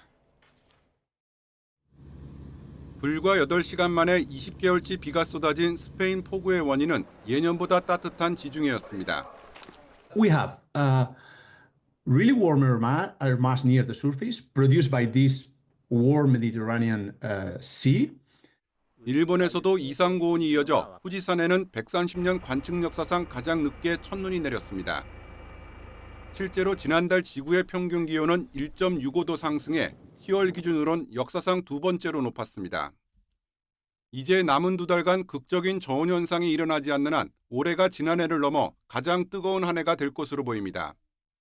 특히 2015년 파리 협정에서 합의한 억제 목표인 1.5도도 사상 처음으로 무너질 전망입니다.